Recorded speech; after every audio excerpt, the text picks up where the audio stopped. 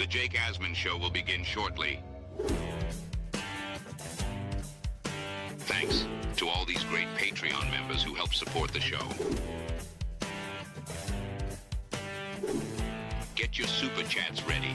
Jake will be here in just a moment. If you love the New York Jets, this is the place to be.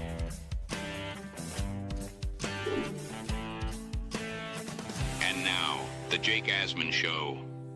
Another day live from the NFL Combine here in Indy. Our guest to start things off is Paul Kilgallen from the Badlands Network. We're talking Jets. We're talking Jets QB rumors. Lot to get into. The Jake Asman Show from Indy. It continues right now. Live from Radio Row in Indianapolis, it's Combine time. As teams look for their next superstar, some of the biggest names in sports and entertainment will be right here. Get ready for the 2025 draft, baby. It's the Jake Asman Show. Here we go. Shout out to all the Asmaniacs who have tuned in over the last couple of days. Yesterday was a blast. Great interviews, including Ian Rapoport, Connor Rogers, Nick Faria, Antoine Staley. And we kick things off right now with Paul Kilgallen, who is a first-time guest on the show. But, Paul, I've been listening to you on Badlands for the last couple of years. Got to hang out with you and the crew last night. So welcome to the show, man. Appreciate you coming by. Yeah, thanks. First Combine, first time with you. I'm excited.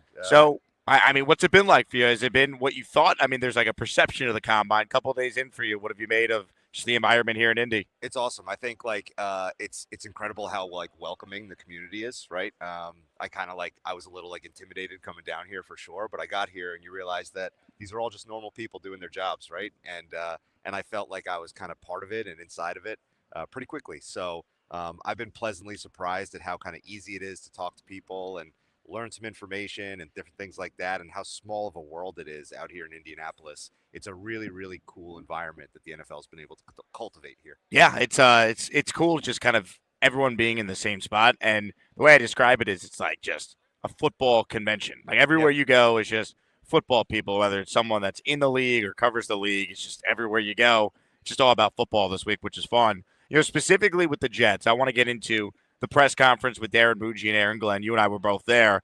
But on my show yesterday, I had Ian Rapoport on, longtime NFL insider from the NFL Network, and I pulled a clip here.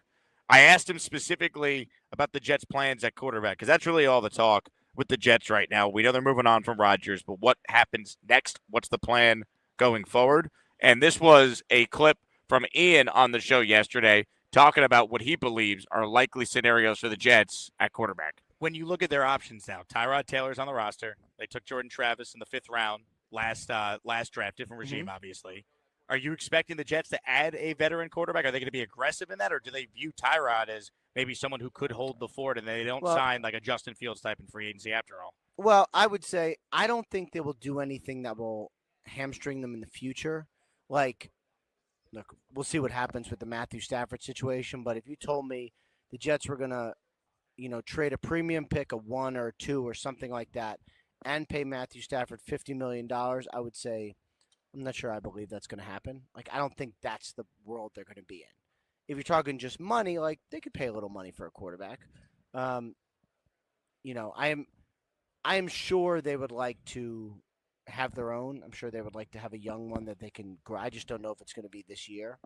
And I would also say that given where Aaron Glenn has come from, where they basically had a reclamation project that turned into their franchise starter, and given where Darren Muji has come from, where they had a quarterback most people thought was going to be a 2nd rounder, took him at 12, and he became like one of the bright young stars of the league. Like, I would trust these two guys to move forward and figure out where to get their franchise quarterback from, even if it's not necessarily where we might all. What do you make of those comments there from Ian? Essentially saying don't expect them to make the big splash, but says they have money to spend. And that was kind of my big thing with Fields. While I understand the appeal, I think a lot of teams might see the appeal of a young guy maybe trying to rectify or redefine or have that rebirth in his career. But everyone I talked to, I was saying this to you off air, I just get the buzz that that's the guy the Jets are going to target. So your thoughts on Ian's comments and just the Jets quarterback situation in general, Paul? Yeah, so a couple things. I think, I agree with him that, it's probably not going to be something big and splashy at the front end, right? And the one kind of blind item here that we don't have is we haven't seen this regime operate together in an offseason. I think with Joe Douglas and Saleh, we had a feel for kind of how they operate. They were never going to really go at the top of the market. They weren't going to be aggressive signing guys first day. They were going to wait and see what happens, let some other dominoes fall. And so that's blind item number one. And I think blind item number two is, what is the first domino to go? Do we get a Stafford trade, rumored before the league year starts and it's done already? I believe Stafford probably will be the first one, because I think that's going to dictate what a lot of other teams do. If there's let's say there's 4 or 5 teams going after him, they're all waiting for that to happen before they go to plan B. And so I think once that happens and we start to get a feel for how this regime goes, I think probably Ian is on target, right? And so I don't think that you want to go at, as much as I'm a Sam Darnold guy and I love that story, you don't pay the guy who reclaimed his career after he reclaims his career. You got to find the next one. And I think Justin Fields lines up in a lot of ways with that kind of trajectory.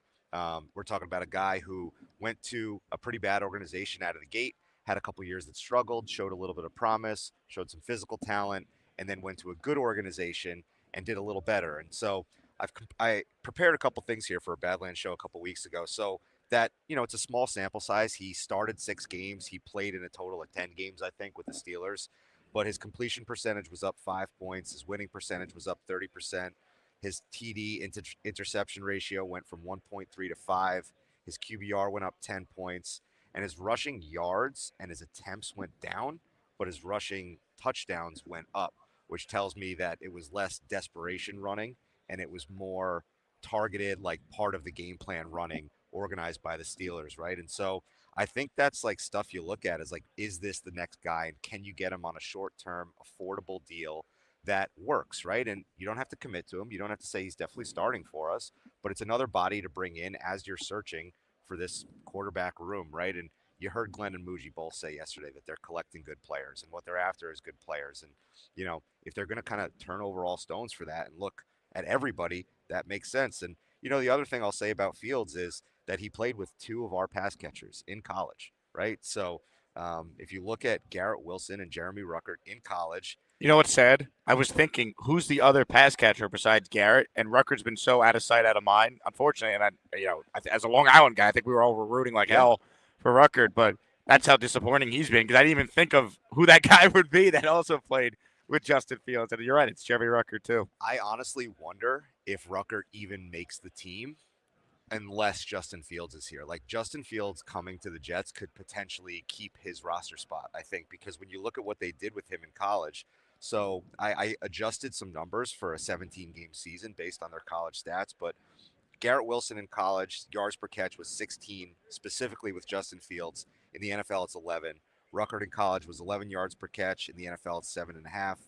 Garrett Wilson touchdowns per 17 games is 9, or was 9 with Justin Fields. It's 5 in the NFL. And Ruckert TDs per 17 with Justin Fields in college was 7, and he's never scored a touchdown in the NFL. And so you look at guys who already have chemistry and connection with somebody in a team that is probably going through a little bit of a transitional period but wants to compete in the short term as well.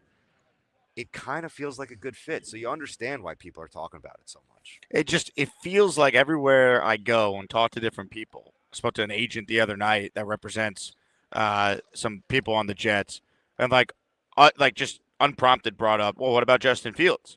I just feel like, I don't know, you had the report from Jeremy Fowler a couple weeks back. I did a show on it that he's a sleeper option. I don't think he's a sleeper option anymore. I think I think he feels like the option for the Jets if they're going to sign a notable veteran this offseason. Which almost makes me suspicious. The fact that people are talking about it so much, and this is the time of year when everybody's lying, is okay, there's almost too much smoke here, but it does make a ton of sense. And I think the proper way to look at it for us as Jets fans is look, we don't have to get what Sam Darnold was. We don't have to get what Baker Mayfield was. This is a short-term thing that you play the lottery on.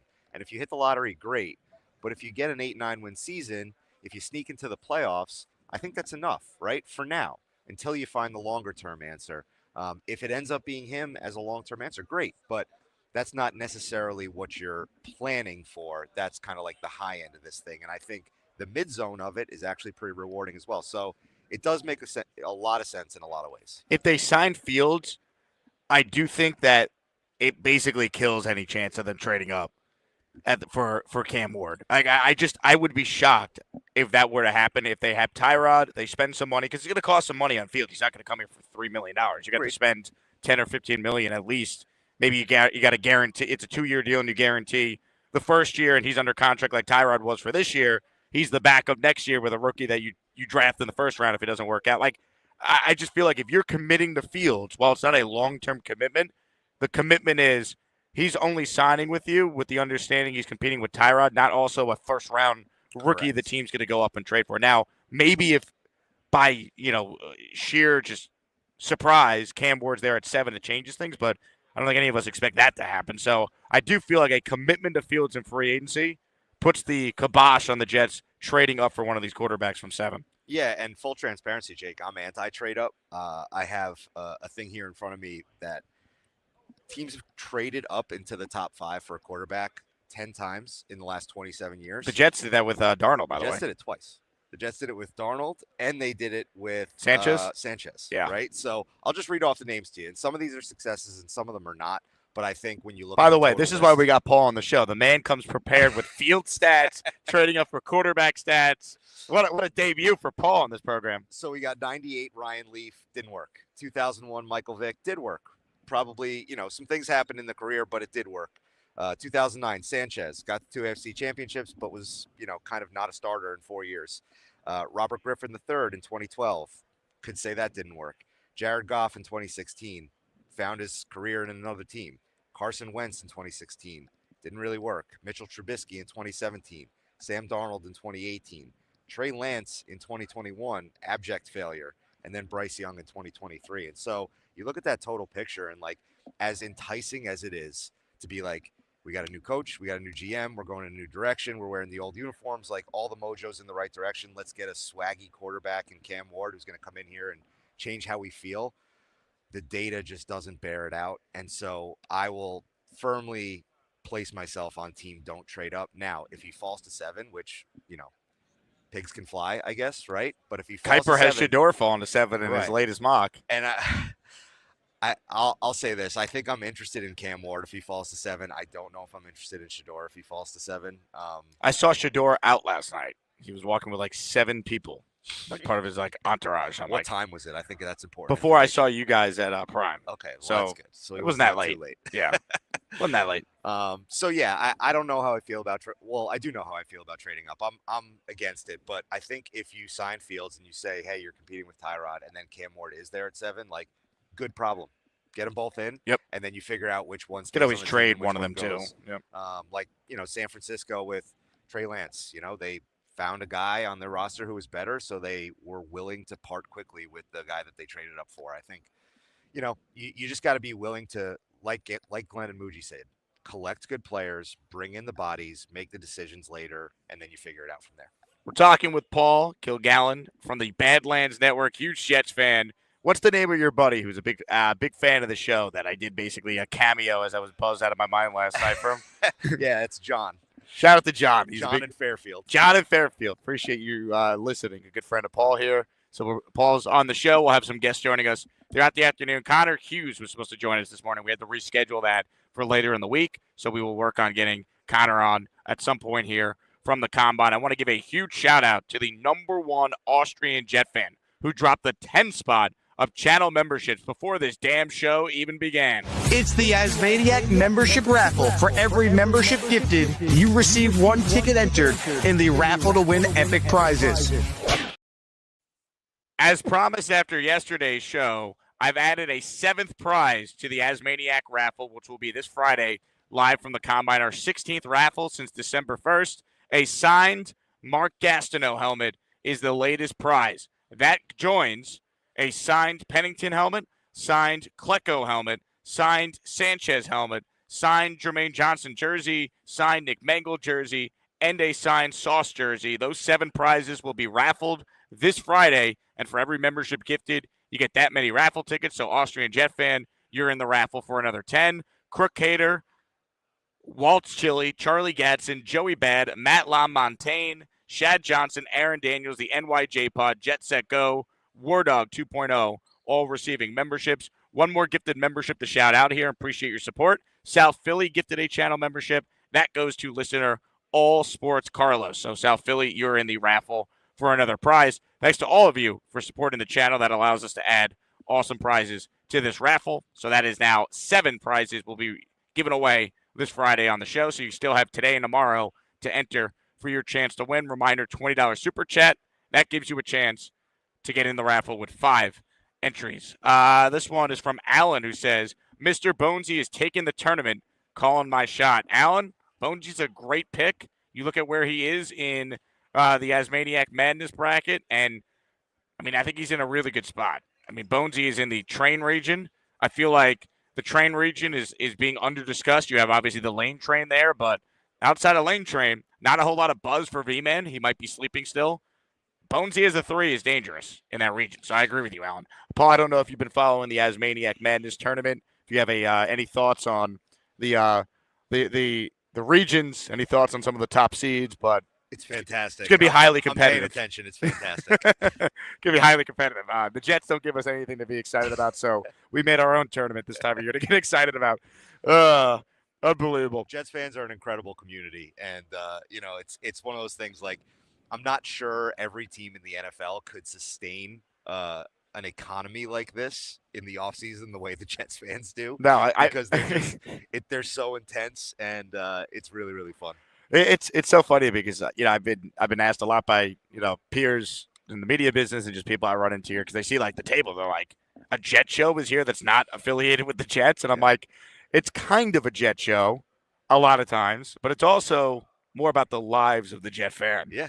and that alone is actually a sustainable business model, as I've learned the last almost 2 years I've been doing this full time. The community supports itself. It's incredible. It's unreal. We're talking with Paul. If you guys have a question, write it in. We'll bring it up on the screen. Let's get to the press conference from yesterday, Paul. You and I were there. Did you make anything of the comments from either Glenn or Muji? What really stood out to you thinking back to it? Yeah, so I said this on Badlands yesterday. They were late, right? And just kind of being around, I kind of noticed nobody else was late.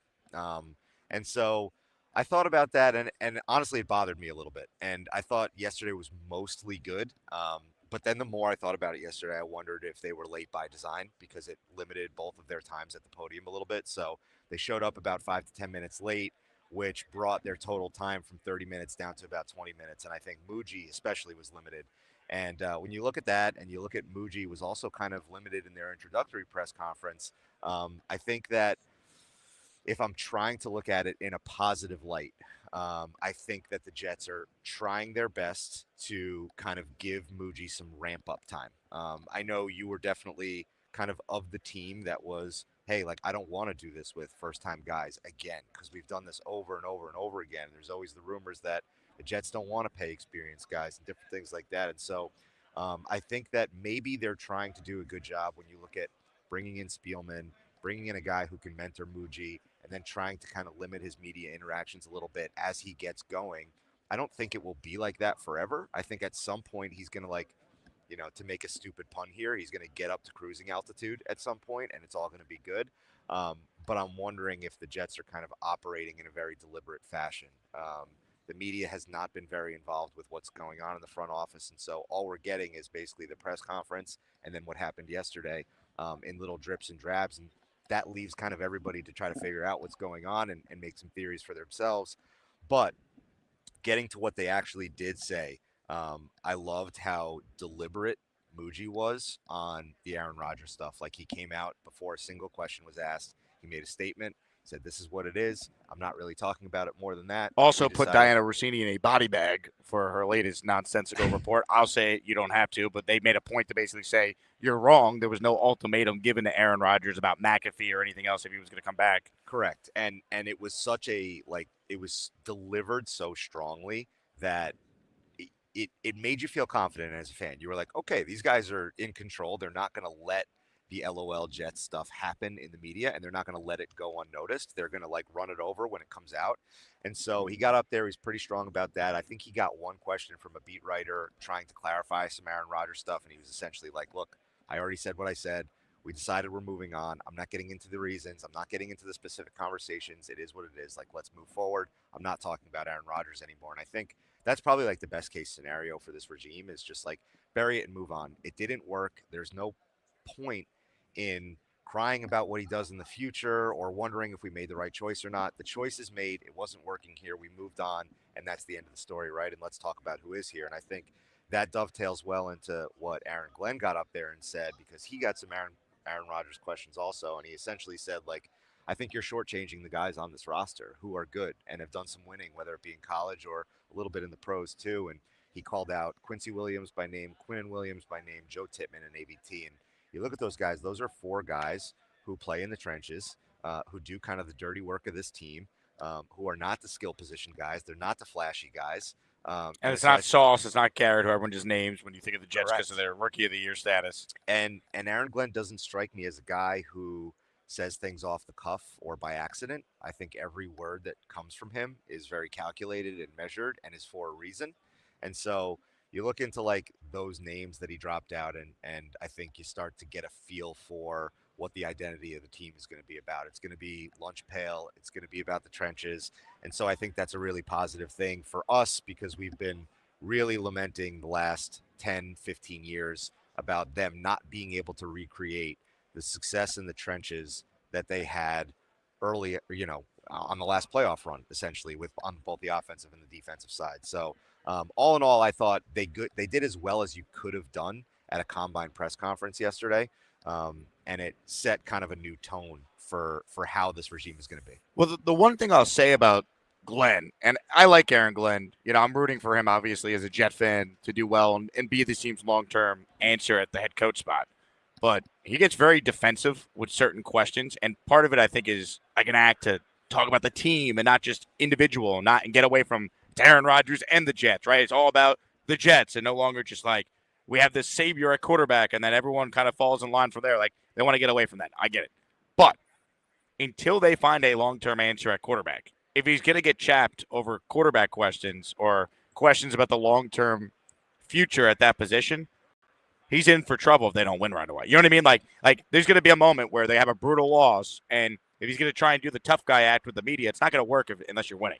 Like, no one's going to care if you're winning. You could treat the media like dog crap. But if you're arrogant or brash and you don't win, we saw it with Rex. Once you stop winning, that's when you start to lose the fans when that happens, too, and the media turns on you quickly in this town. So, 100%. like, if he's going to be defensive about quarterback questions, he better get a long-term answer at quarterback quickly, or there's going to be major problems. Yeah, I think the best example of that is Belichick, right? Also, what is happening behind us that is so loud right now? Sounds like there's a jet engine taking off. What is happening behind us right now? I don't know. What is going on now? People hear this in the background? Maybe not because our mics are Shure mics, so they should be really good. But, geez, it's like an earthquake behind us. I think Belichick is the best example of that, right? He treated the media like absolute garbage for 20 years, and he kind of got away with it because they were winning most of the time. And Rex is a great example, too, where when we were winning, the way Rex talked to people was so fun. It was like, hey, we're the Jets. We're coming to kick your butt. Like, we don't care. We're going to – all that stuff was so much fun. And then when they stopped winning, it instantly soured, and it turned to like, oh, my God, man, please stop talking. I can't sit through this anymore. I will say that the whole Aaron Glenn was very combative thing. I didn't necessarily walk away feeling like that yesterday. That was kind of pointed out to me after the fact, and I thought back, and I was like, he was pretty stern and intense, but I will say that in the moment, I did not feel like, oh, my God, he's getting pissy about these quarterback questions. That's who he is. You want him to be himself. But my thing is, like, you could take that approach now, but, like, you're not going to get the grace period once the game starts and you're losing. Like, Agreed. People are going to ask you about the quarterback, and if, like, whoever's the starter plays poorly, if he goes out there and is like, it's not about the quarterback, it's about the team, and it's like, well, you got to hold the quarterback accountable, too. We can't just not make it about the quarterback. Like, someone asked him a question, about competition at quarterback, and then he went into the whole thing. Well, there's going to be competition at every position. Every position's important. Like, while true, let's not downplay the fact that to actually win big in this league consistently, you need to have a franchise quarterback or you're not going to win. Yeah, 100%. And I think that we'll see how he handles that when it happens. I think the early season is going to be really important for the Jets, right? They can't start 2-5 again. It's going to get hot here very, very quickly if he starts bad. And I think that we'll really see like how they come out of the gate next year and what their tenacity level is and what their intensity level is going to be, to make a prediction, I think it's going to be a big indictment on the previous staff. I think we're going to come out there with a team that is arguably not as talented or at the same level of talent as we had the last couple years. And they're going to look sharper and they're going to be more prepared and they're going to play faster and better. And we're going to say, oh my God, look at what the value of coaching was. So I'm hopeful that we don't have to cross that bridge. But I think what I've gathered about Aaron Glenn so far, I think if we do have to cross that bridge and there is kind of this failure at quarterback happening again around a very good team, I think we will hear the opposite of what we heard in the past, which was Zach Wilson has a bright future. Zach Wilson is a starting quarterback in this league. It's not on Zach. The defense has to be better. Like Saleh was kind of always doing that and spreading the blame around. And I think if we do have a similar situation with Glenn, he will say, no, the quarterback needs to play better. Right. And so I'm hopeful that his messaging will evolve as the season evolves. If you're one of the 442 people watching live right now, smash the like button. There's only 98 likes. I know we could do better than that. So click the like button, help support the channel. Make sure you guys check out Paul's work with Badlands. Him and the team do a great job. We had Connor Rogers on yesterday. I will continue to scream it every time I see you guys. Where's Caparoso? We need Joe Caparoso to come to one of these bad boys. Tell everybody that we need to get the word out to Joe that he's got to come here next year. I think he's thinking about it, so we got to push him over the line. Beastbreaker writes in, Jake, I was asleep yesterday because my body was tired. Look, it happens, Beast. I understand that you're a tired man. We'll get you at some point during today's show. Are you aware of Beastbreaker? Are you familiar with his work? No. Oh, well, buckle up. All right, that's all I'm going to say, Paul. Buckle up when we get to that. Comments, questions, super chats. We'll cut the line. I'm going to play you a clip. I want your thoughts. Is this not the most generic GM speak in the history of GM speak? Here's Darren Mucci on the Jets options with the number 7 pick. I think at 7 right now, we're going to be open to potentially moving up for a player or moving back. All those options are on the table right now. Like if you were doing like a creative GM, it'd be Darren Mucci up there giving that answer when asked about what he's going to do with his draft pick. Yeah, and I mean, look, it's boring for us, especially like you come down here, you want some juice.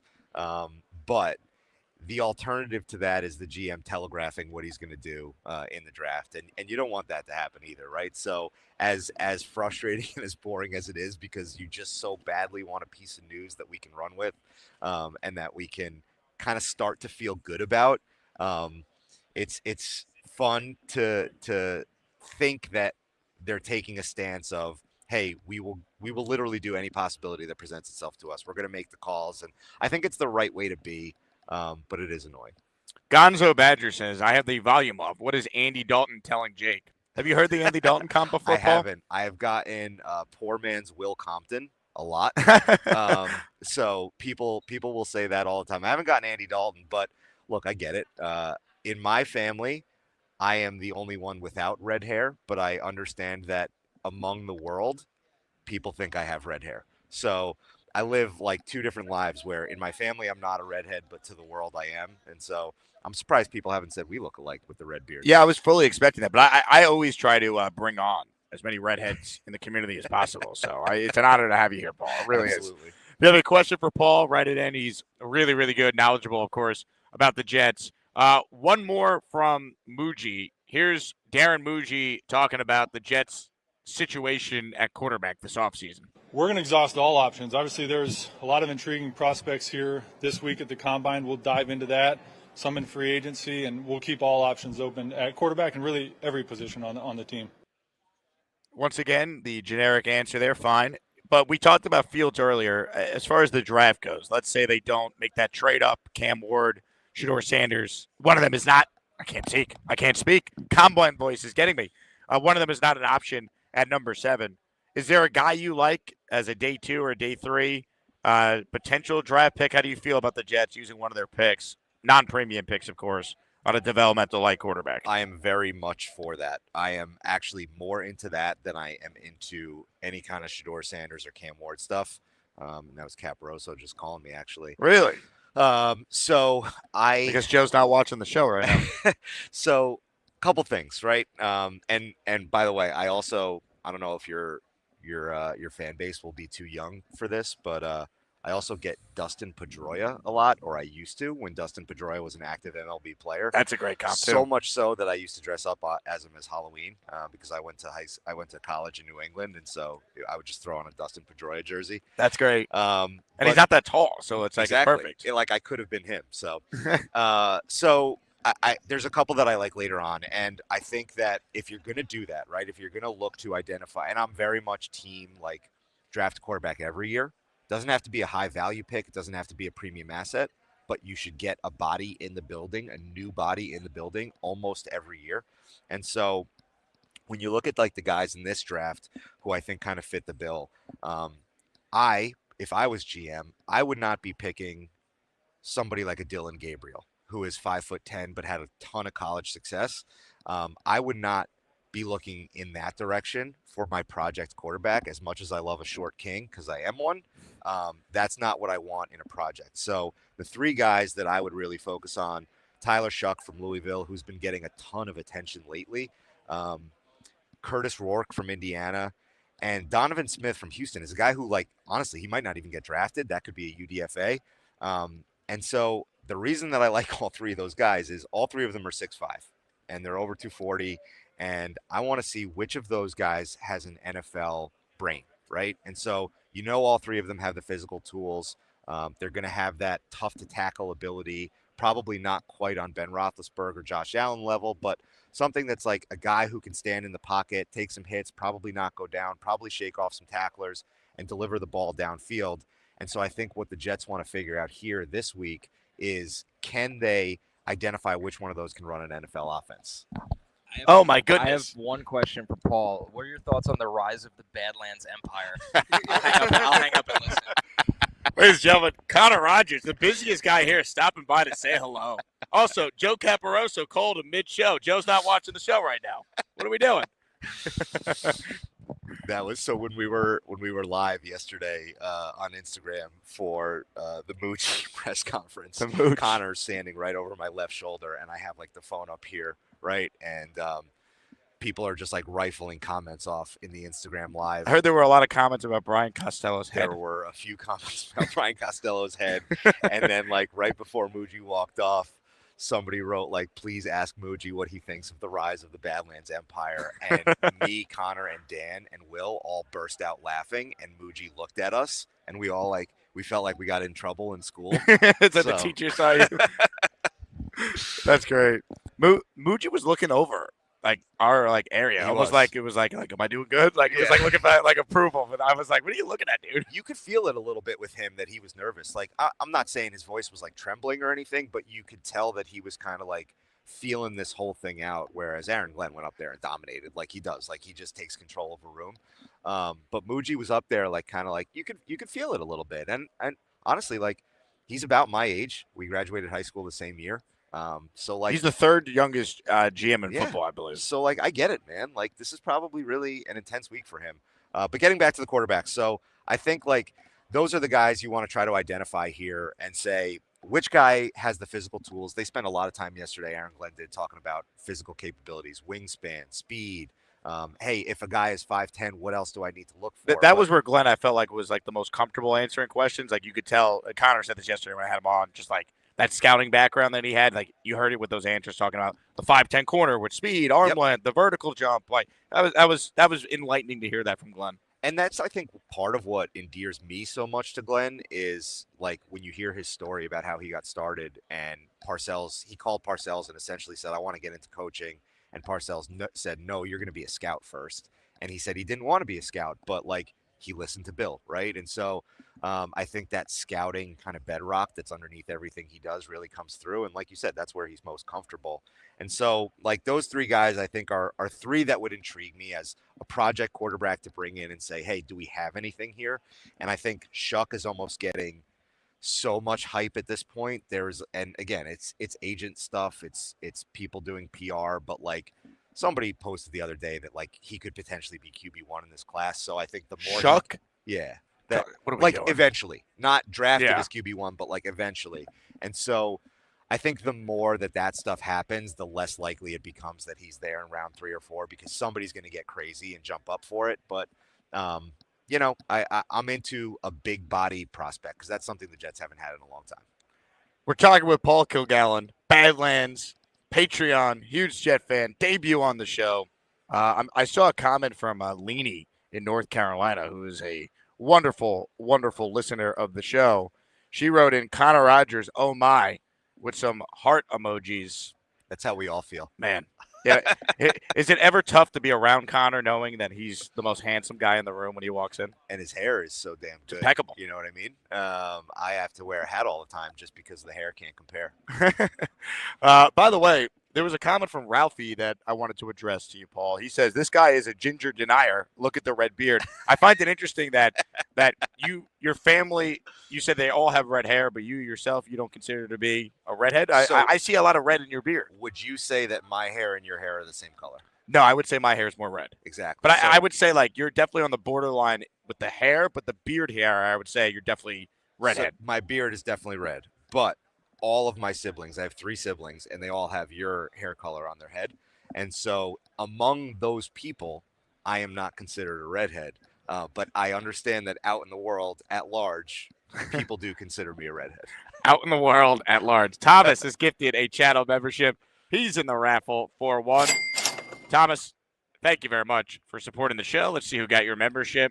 Listener Sicilian Zip is the recipient of the membership. Thomas is in our raffle for one entry. With that, gift memberships, you have a couple days left. For those of you just tuning in late, as promised, we added a 7th and likely final prize to the Asmaniac raffle. We're raffling now a signed Mark Gastineau autographed helmet. It comes with a certificate of authentication as well.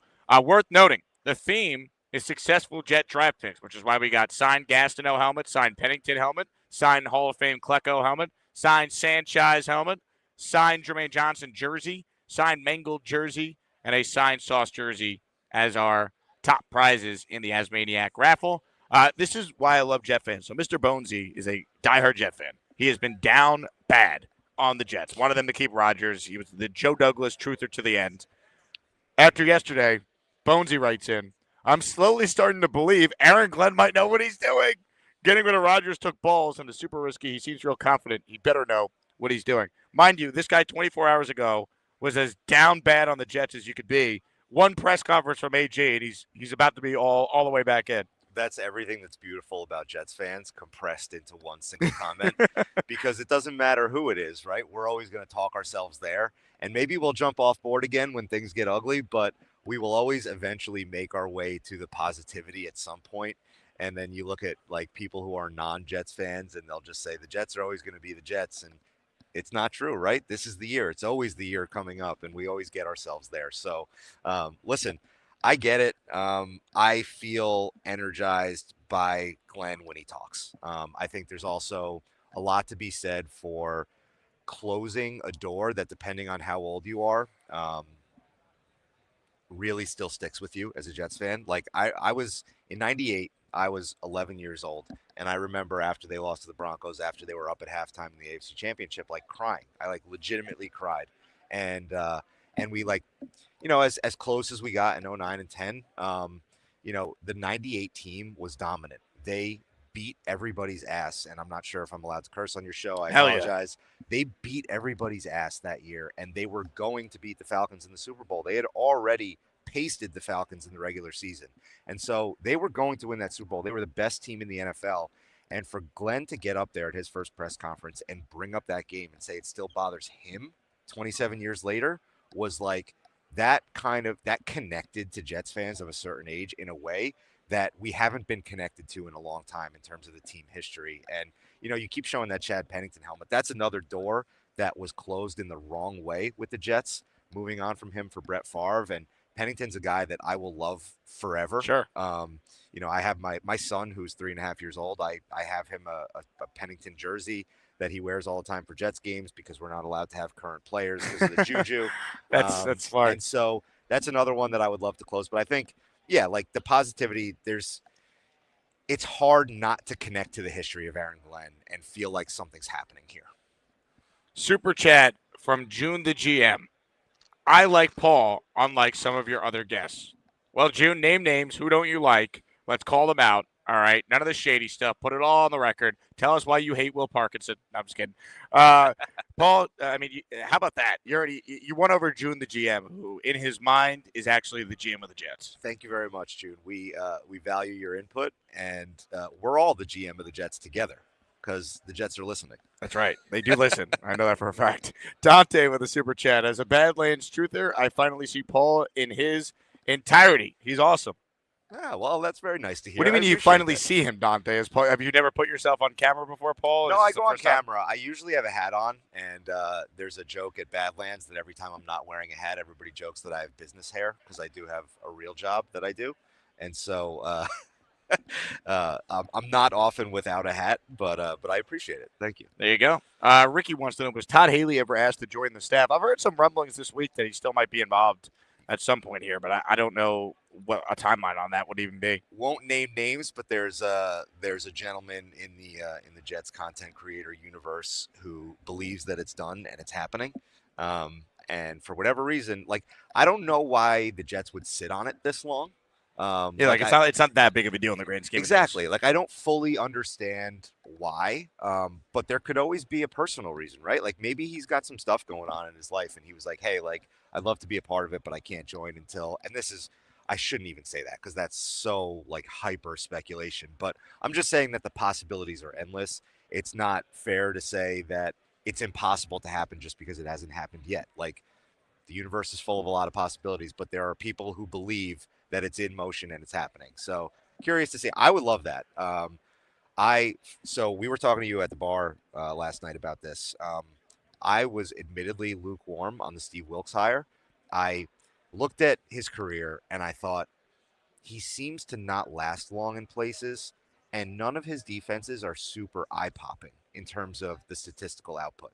So that's why I felt a little lukewarm. Now, the positive was he's a former head coach. He probably didn't have the greatest tenure of all time as a head coach. I do think that the Cardinals screwed him. I also think the Panthers screwed him.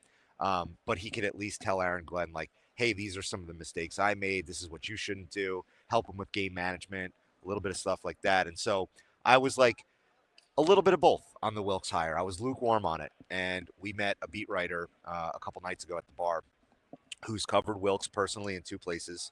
And this beat writer was saying, hey, I've covered 2 Super Bowl teams, and I've been around a lot of people in my career in the NFL, and Steve Wilks is hands down the best leader I have ever come into contact with in my entire life.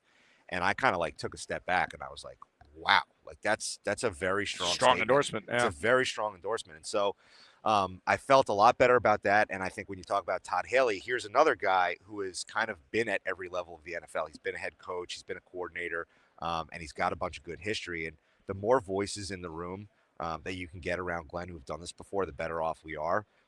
And to his point yesterday, he made about collecting good players. There's nothing wrong with collecting good coaches either. That's something that Saleh failed to do, was collect good coaches. And look, Glenn's got the personality where he can handle another strong personality on his staff. That was part of my argument for, we're going to talk about how great of a leader Glenn is, and people feed off him. He can't, quote unquote, reel in Rodgers, but they made the decision. It is what it is at this point. But I really like the Wilks hire, and that's good. That's good insight on Wilks. And look, the reality is they needed to get someone with previous head coaching experience on the staff. Mm-hmm. Wilks is that guy, and I think Glenn did an interview with the Jets in-house team, and they asked him about Wilks, and he said, it's nice to have a former head coach that I know I could bounce things off of as a first-time coach. And just hearing him acknowledge that felt good. Like, yes, that's why you hire someone with previous head coaching experience on your staff. Yeah, and the confidence to have that person on your staff and not be worried about it. Like, there's an interim looking over my shoulder all the time. I think that's a positive thing. Also, I asked that beat reporter, why did Wilks not last in some of those places? What is the flaw that we're missing?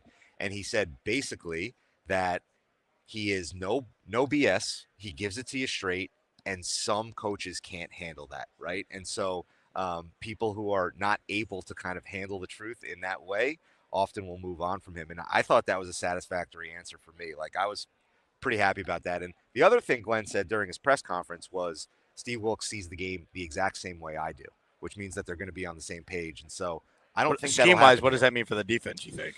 So I think it'll probably end up being a blend. I think we'll see a lot of kind of similar fronts to what we've seen the last few years. I think the back end is going to look different. I think there's going to be more man. I think there's going to be more sauce following the best receiver on the other team around.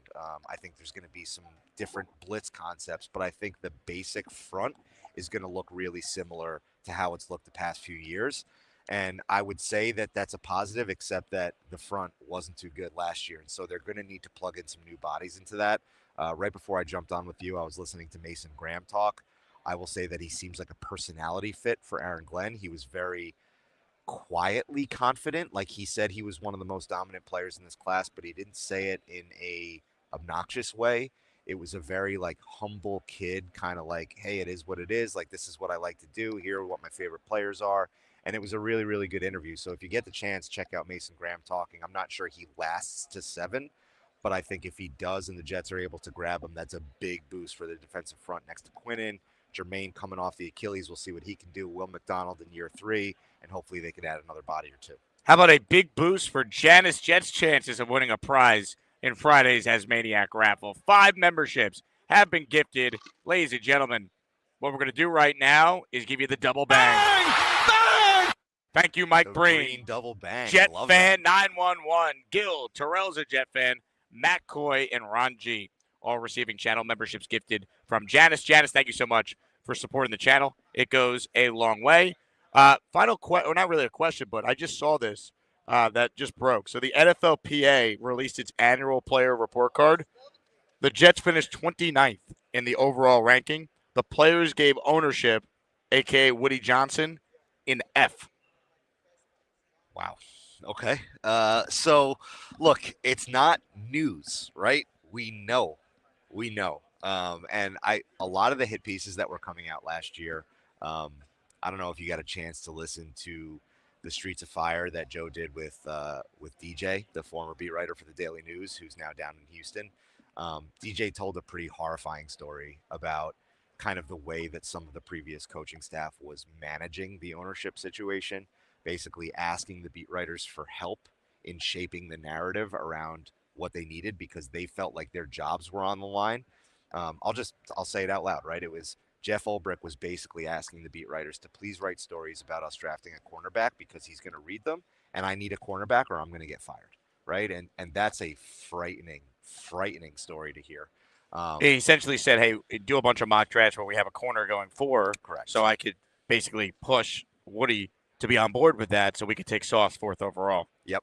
And I think the truth is always in the middle, right? And to sit here and say every owner meddles, Woody's no different than the rest of them, it's not true. Woody is different than the rest of them. That said, it's also not fair to say you can't win because of Woody. Like, that's not true either. Because we've seen them come close to winning with Woody. The truth is always somewhere in the middle. And I think what's been missing is that group of people that are able to manage it effectively, right? Like, if there are people that can handle Jerry Jones and all these other owners, like, there are people that can handle this the right way. And I think at the end of the day, it's coming from a good place with Woody. He just wants to win, but he's, not a football person, right? He's an owner. And so I think that if we're going to do things differently now, and we have an adult in the room with Spielman, and we have Aaron Glenn, who's got some history with the team, and we have the ability to, number one, create a little breathing room between ownership and the management group, and then number two, build up some equity in the short term with some early winning, and then number three, like, manage the relationship effectively long term. That puts us in a different situation. And I think, potentially in this poll in 2 years from now, when the same poll is taken in 2027, if the Jets have had a modicum of success in between now and then, they won't be ranking ownership as an F anymore because ownership will be less involved because they're winning, right? Like, the hammer only comes with Woody when you're not winning. And so I am hopeful that can turn. I'm also not surprised. Like, every hit piece that came out, like, I was kind of just like, yeah, we know. Like, that's great that you're telling the nation about what all Jets fans know already, but it's also not an excuse to keep losing. Right. It's like multiple things can be true. James Dolan was a bad owner until he hired competent people, and those guys are good at their jobs, so the Jets, the Dicks have turned things around. if Muji and Glenn are good at theirs, I don't want to say Woody doesn't matter. Of course he matters, but you could overcome the perception of him being a lousy owner because there's been times where the Jets have had the right people for periods of time in his ownership tenure and they won. Yep. This team made the playoffs 6 of his first 10 years as the owner. Yep. That happened. And it's not just, by the way, the meddling stuff. It's also the infrastructure and the budget. To our understanding, McCagnon asked for more budget for infrastructure and scouts, and he got it, right? Joe Douglas just never asked for it. Joe Douglas wanted to keep his circle small. He wanted to be kind of the top voice, and he didn't want to be challenged. He wanted to surround himself with Rex Hogan and Chad Alexander and guys who were kind of all on the same page. To what, if you believe everything that is said about the Zach Wilson pick, like the scouts were shut out of that discussion. They were not a part of that, right?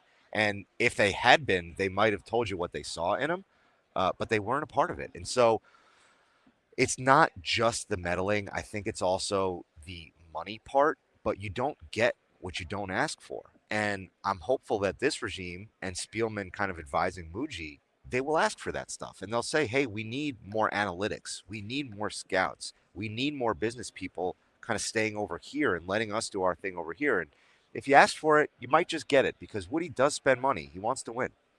Couple of screenshots from this report here. First things first, owner Woody Johnson, average rating for the perceived willingness to invest in facilities is 5.58 out of 10 from Jet players, a ranking of 32 out of 32 owners in the league.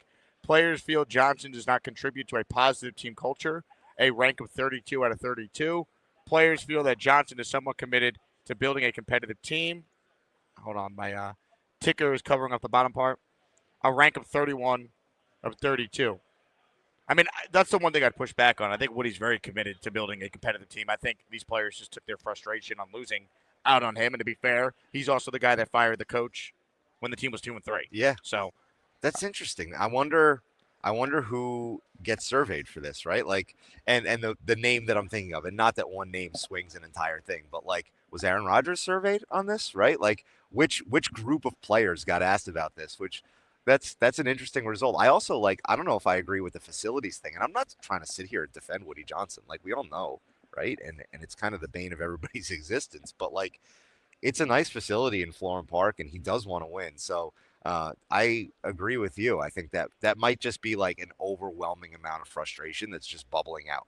this is from Zach Rosenblatt's Twitter account. He does a podcast for you guys over at Badlands, covers the Jets for The Athletic. The NFLPA released their annual player report cards. Jets did not grade well, ranked 29th of 32 teams overall. Some lines from the report. Rather than addressing concerns, players believe management responded to feedback by making conditions worse.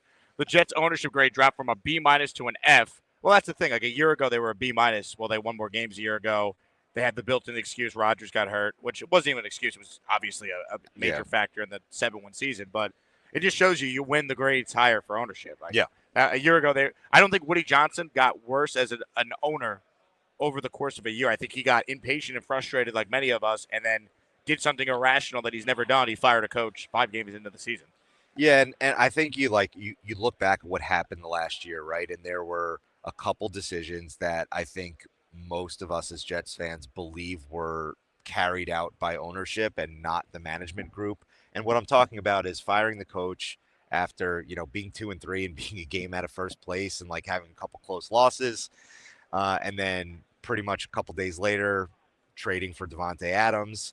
And if you kind of look back on that stuff and you think that, hey, not only did those moves not work, they weren't strokes of genius, they didn't turn around the direction of the season, but also the personalities that backfilled were not good, meaning whatever speech Davante Adams made about how the team is not a professional organization after the Steelers game, that may have not been received well, or, Ulbrich continuing to call plays and a lot of the defense thinking that they probably missed Saleh because he was the real reason behind the defensive success. Well, can I bring up one thing about Ulbrich I'm seeing in this report from the NFLPA? So the Jets graded positively in a couple areas: strength coaches, nutritionist/dietitian, and head coach. I almost feel like this is this report card basically could be thrown out if the players are going to grade Jeff Ulbrich positively, because you know what that tells me? He was their friend. They liked him. He wasn't a good coach. So if you're going to try and tell me that Jeff Ulbrich is a good coach, if you're a player on that team, you don't know your ass from your chin, because this guy couldn't coach a wet paper bag.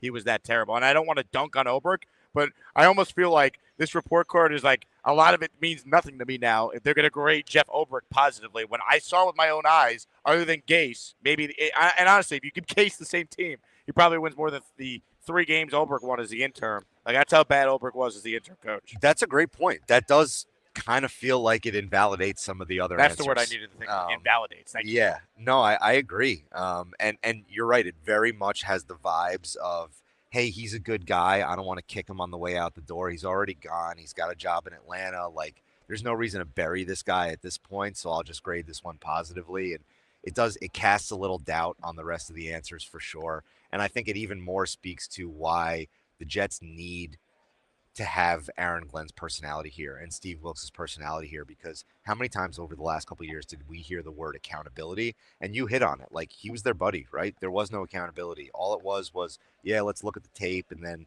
they get behind closed doors, and you don't know what happened behind closed doors, but you got the sense that there was not a lot of coaches coming down on players. Hassan Reddick is the most selfless player Jeff Ulbrich has ever coached people. Remember, that was an actual quote this year. Unreal statement. Absolutely unreal statement. I think that's when he like fully lost me, was after that. I was like, how can you say that? It's so disingenuous to the fan base. It's taking for granted that we're all idiots, right? And when you stand up there and you do that, you lose people. Paul, excellent first appearance on the show. Appreciate you stopping by. This was a blast, and we'll get you on again soon, man. I'm excited to be at your guys' live event in April with the entire Badlands crew. Thank you for having me. Look forward to seeing you. Look forward to seeing your people as well. And thanks for having me on, man. Where can people find you, Paul? P Kilgallen on Twitter, so PKILGALLEN. And I'm still kind of working on that and working on being a more consistent tweeter. But that's where they can find me in Badlands, Patreon feed, all that good stuff. Hit the like button if you just tuned in. Go follow Paul. Check out his work with Badlands. Appreciate you, Paul. Quick break. We're back with more. Get to some calls before we wrap up our first show on the day, live from Indy here at the NFL Scouting Combine. You know what time it is? Yeah. Come on, everybody. Let's do some aerobics. 1, 2, 3, 4. Move that body up that floor. Right, left. Let's go. Come on. Pick that up. Let's get some arms going. Get some stretches going. Come on. 9, 10. Come on, baby. Yeah, you can move your body. Come on, everybody. Get up and do some exercise. Let's go. 6, 7, 8, 9, 10. Come on. 1, 2, 3, 4, 5, 6, 7, 8, 9, 10. I feel great. Come on, let's get some of that up there.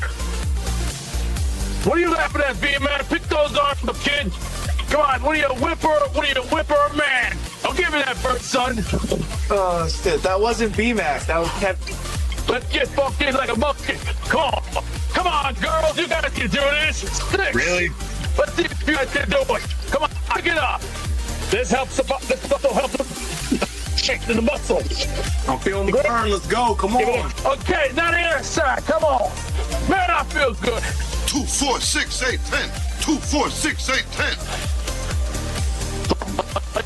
I'm eating.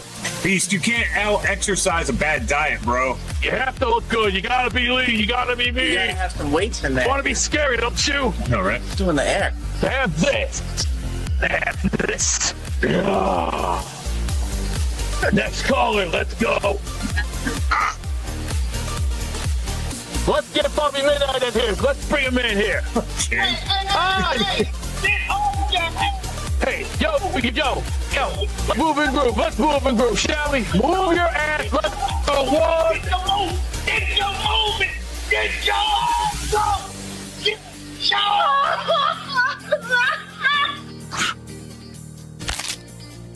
Great job, Beast. Way to inspire people to get healthy on a Saturday.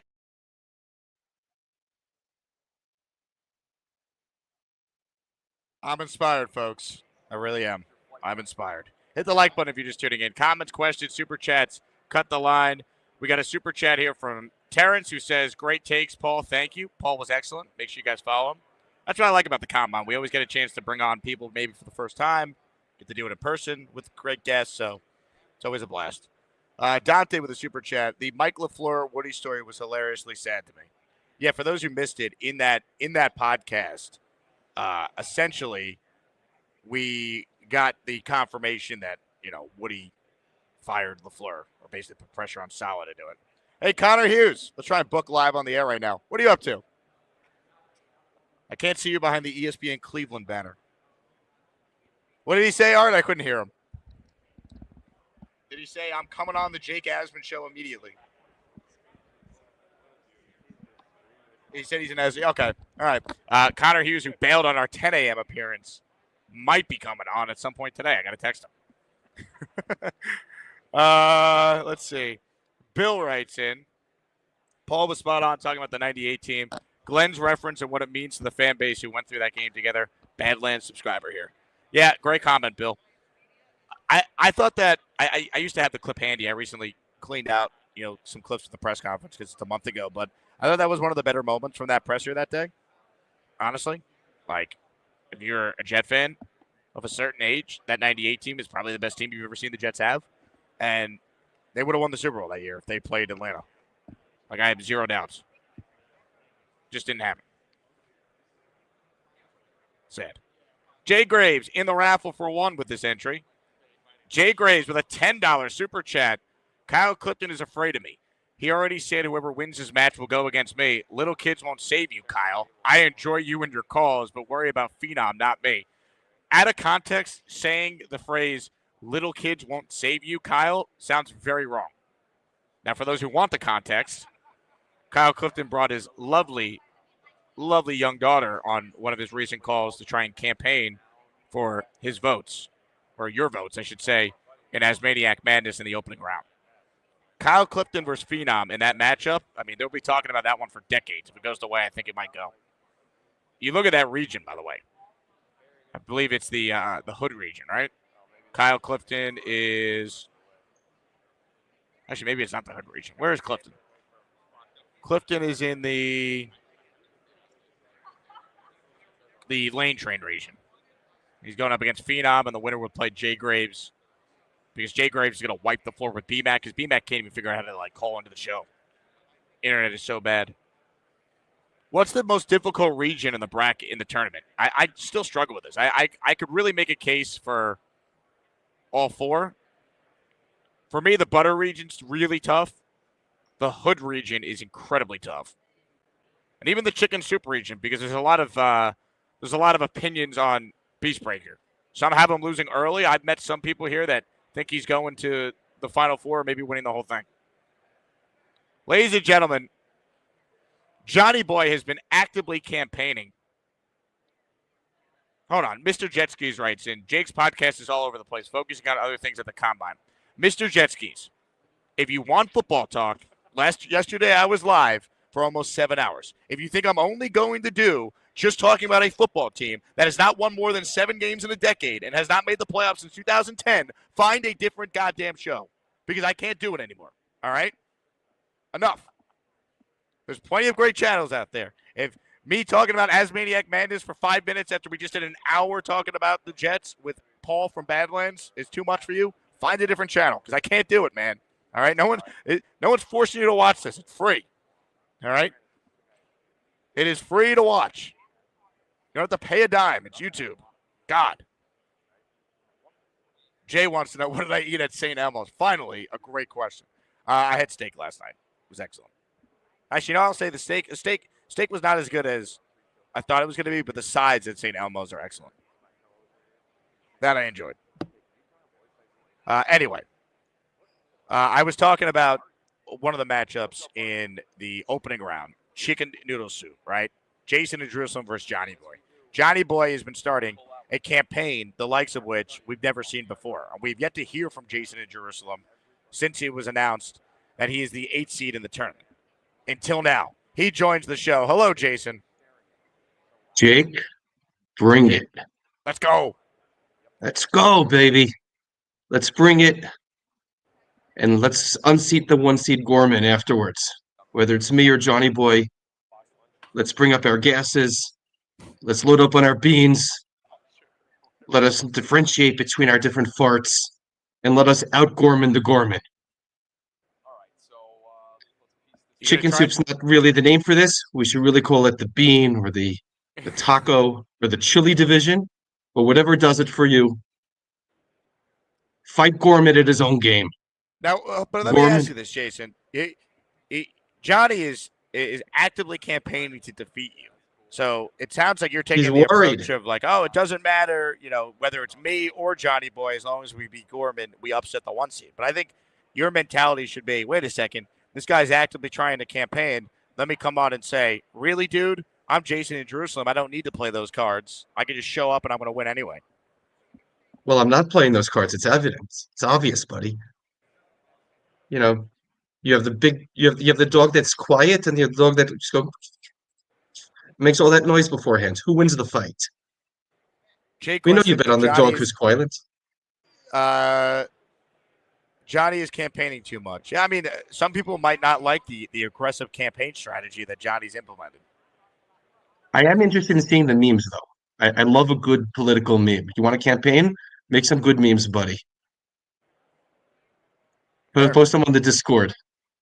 We need to have the meme division. A meme division. I mean, that might be a region name next year if we get some good memes. Yeah, we do. About the NFLPA report, we need to stop making excuses.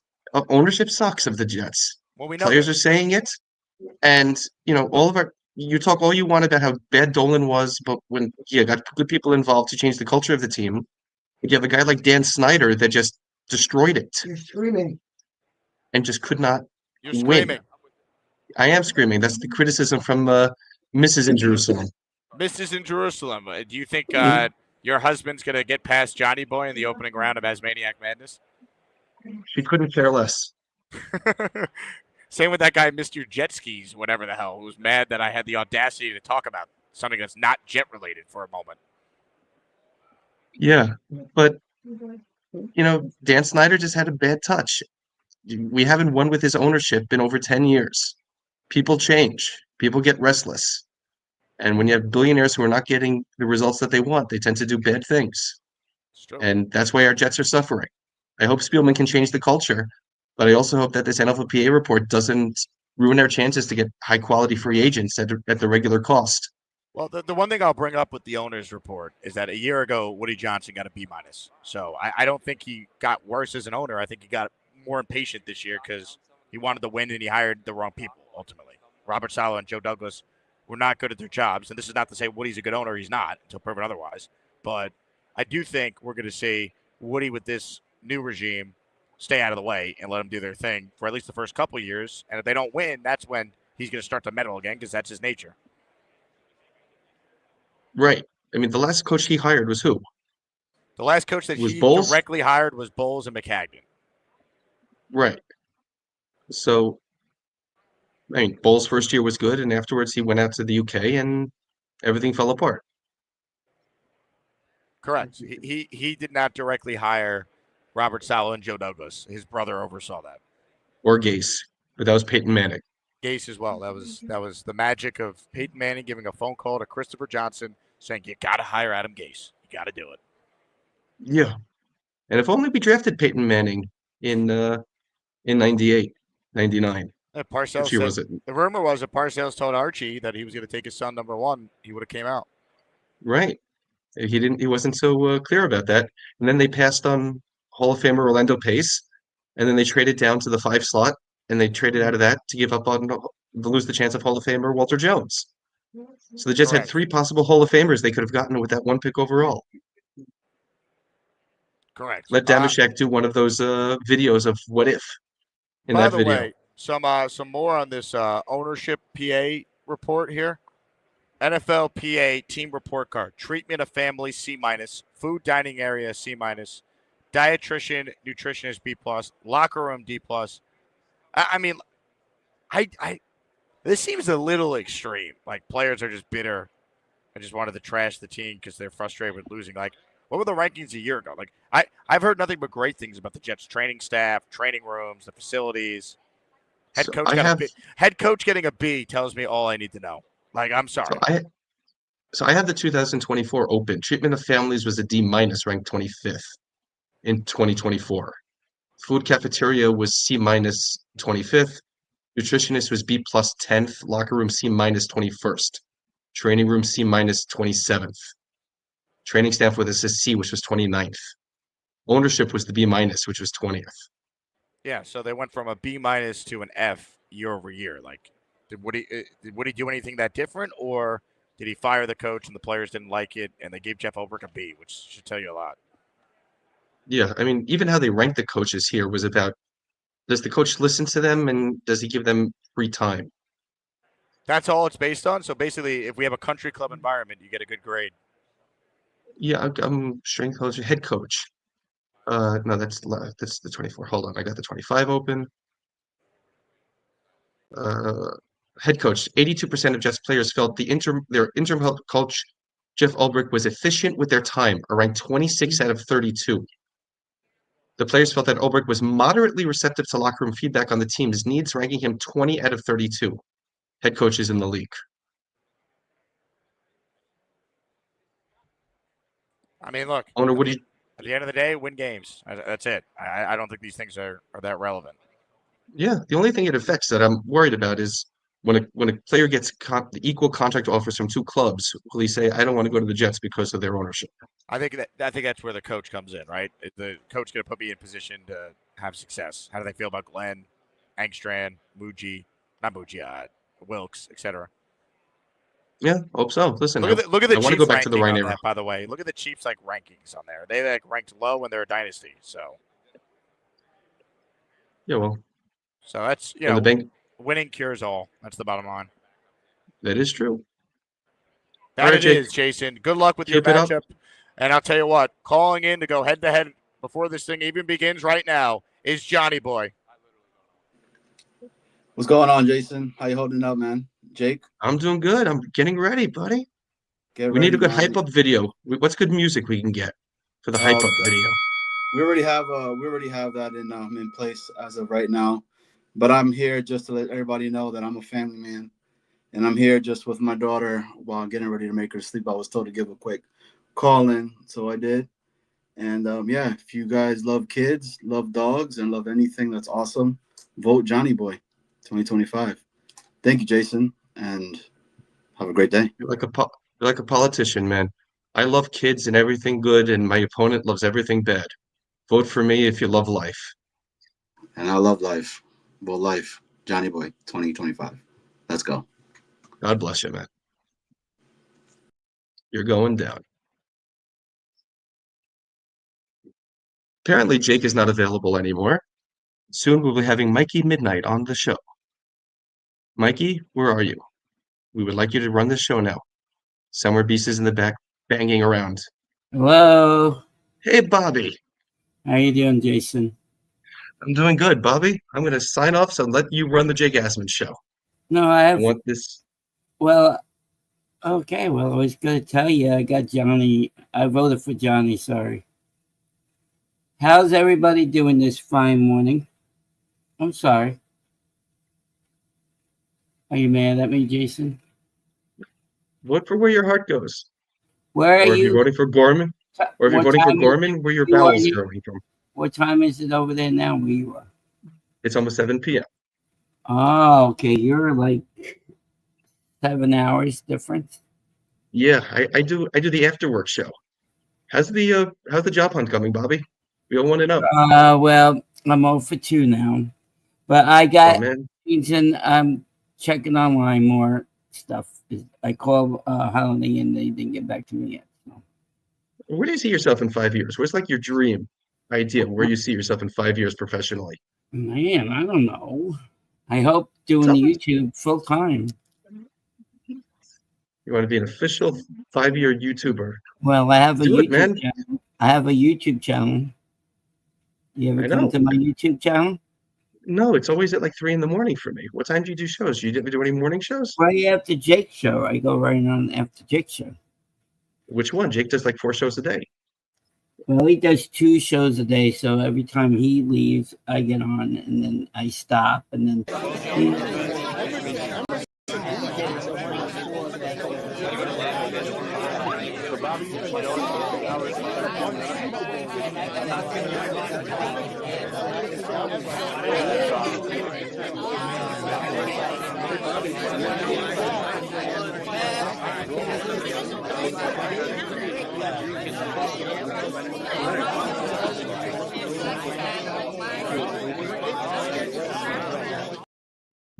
Yeah, it's like a Zoom call. It's not like normal stuff.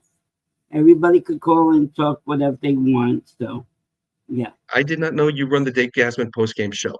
I got to start attending that. The Bobby Midnight Dave Gasman postgame show. It's called Legend of Bobby Midnight, and it's like a hangout. You just talk about anything you want to talk about.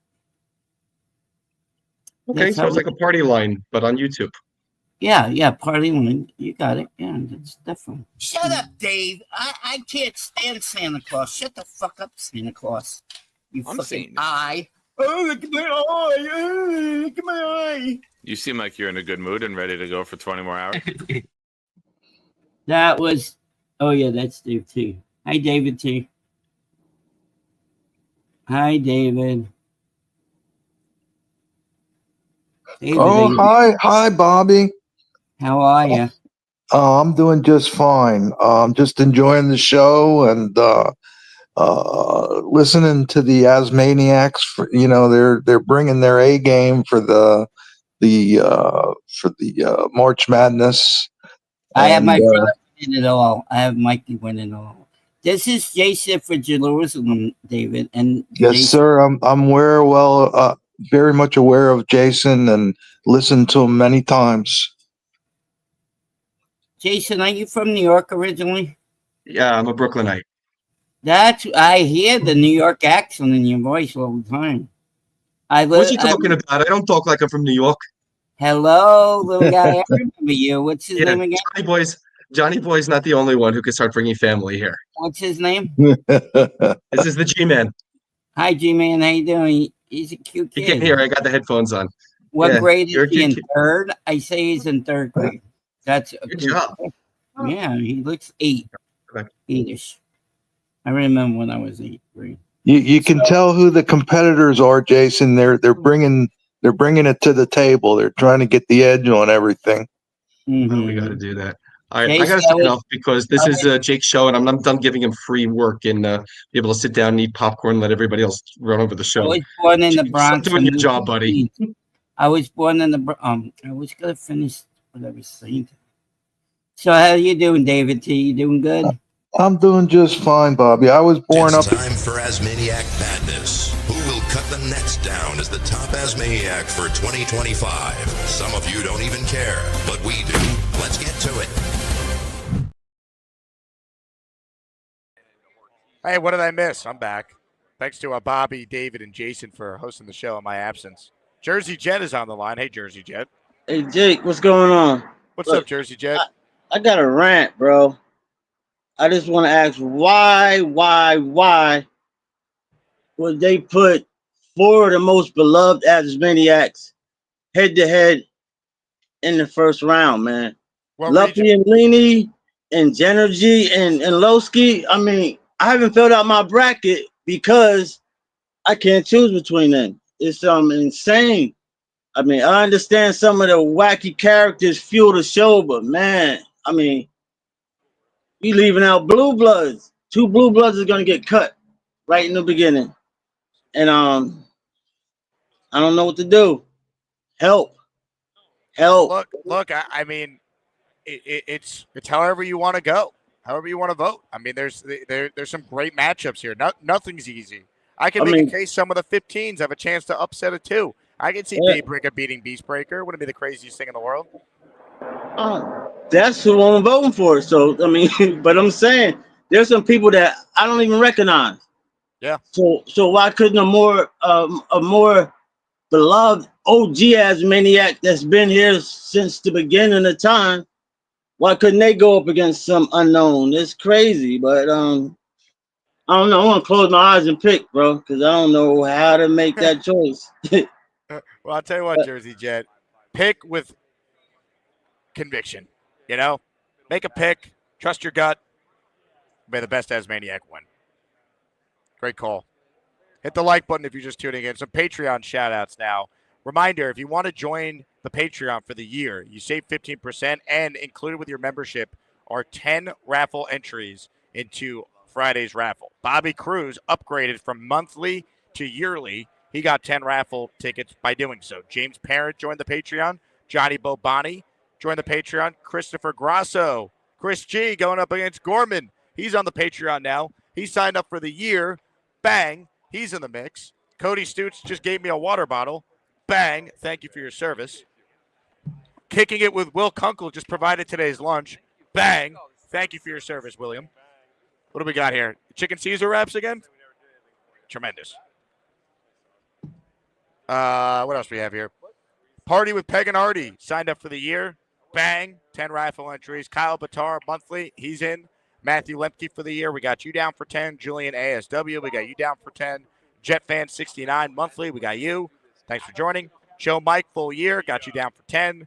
Gabe, full year. Got you down for 10. Bill Fawn, full year. Got you down for 10. Thank you to everyone who supports the Patreon. Reminder, raffle is Friday, and we added a new prize for those of you tuning in late. 7th prize to the Asmaniac raffle. Autographed Mark Gastineau helmet to go with autographed Pennington jersey, or Pennington helmet, autographed Klecko helmet, autographed Sanchez helmet, autographed JJ jersey, autographed Mangle jersey, autographed Sauce jersey. Big time raffle. Comments, questions, super chats. Last chance to be involved in the show. Ralphie wants to know how much is the Wi-Fi here. Another $11K? No, it's free. Thankfully, they don't charge at the combine, but I wonder how much longer that's going to be the case.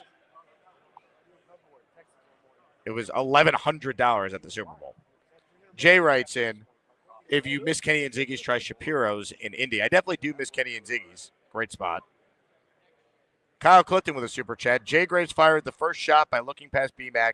If I'm fortunate enough to beat Phenom, I will finish it. That's going to be a hell of a matchup if we get it. Ladies and gentlemen, let's get to some calls here before we wrap. Joining us on the Gusbuster hotline for the first time since he was caught sleeping on the air on this very show for the second time in 5 days is the Beast. Beast Breaker.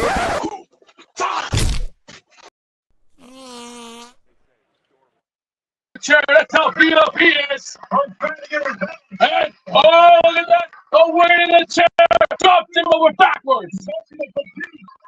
Good morning, Jake. I'm calling a little bit of a wrestling match. And today we are going Army. This is one of the top teams I'm going to be representing for when we get our draft picks. We will get men and we will succeed. Dave Brigger, I got a nice little prize for you. You see what this looks like? That's going to be your head. And then after that, I'm going to have a nice little slice. It's like a steak. Except, how did you like your steak there, Jake? Did you go for steak yesterday? Did you go for a steak? I was asking a question. Did you go for a steak? All you got to do is get yourself back. You got to know where you are. All right. Ammunition. Still in the ring. Riding crop out there. There's a canteen still out there. And then the red, white, and blue still inside the squared circle. There you go. Oh, my sergeant's going to get out of the way here. Oh, he got him good. Oh, boy. Another hot shit falling over the square garden. They don't know what to think. But anticipation of what's going to happen here. Oh, boy. Beast Breaker. 666 $50 will send his ass to the hole where there's no gabagool. All right, thank you, Beast. The internet was not great there. Papa Jet has gifted 5 channel memberships. We appreciate Papa Jets for doing so. Ladies and gentlemen, sound the alarms.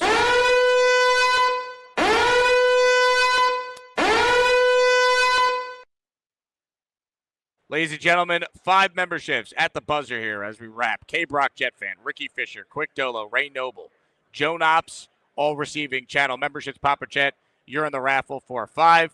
All right, I'm going to get to one last call here. Neil, I see you on hold. I got to run, and your calls take 25 minutes, so I can't do you.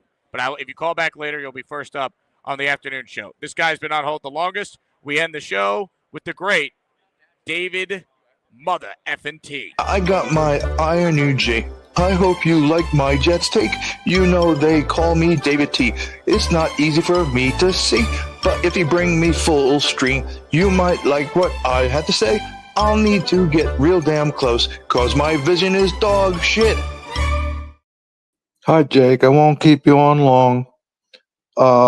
When I have to work, I miss your second show. So last night I came home and I put your show on, and I really have to commend you on Radio Row, I guess you call it. You know, you're doing your show. You got your, you know, you're looking everywhere. You're waving to people. You're trying to get interviews. You're like an orchestra conductor there, and you got Rapoport over there, and it was a great interview. So just got to commend you on that. Thank you very much, David. And as far as the tournament, you can tell who the competitors are. They're bringing it to the table, and you know, they're trying to get the edge, whatever. And I think, in closing, I think every Asmaniac has some bit of class in them. And I was impressed by the other day, maybe even yesterday. Leanie was on, and her approach to the whole thing is kind of laid back and just appreciative of being in the tournament. She's a class act. So that's about all I got to say. David, you are the man. Keep up the great work. And, you know, I think when it comes to this tournament, you just got to quote you, keep your eyes on the prize. I got my Iron UG. I hope you like my Jets take. You know they call me David T. It's not easy for me to see, but if you bring me full stream, you might like what I had to say. I'll need to get real damn close, cause my vision is dog shit. Ladies and gentlemen, that's a show. Thank you to David T. We're back this afternoon. Hit the like button if you haven't. Best listeners in sports. Before we get out of here, a reminder that we are presented today by BetUS. If you're thinking about betting on an NBA game, an NHL game, we won't bring up what happened at UBS Arena last night. Thankfully, I was busy, so I couldn't even watch it. And I didn't bet on it. But if I did, I would have lost money. Thank God I didn't. But if I want to win money, I bet with BetUS. 150% sign-up bonus with your first deposit.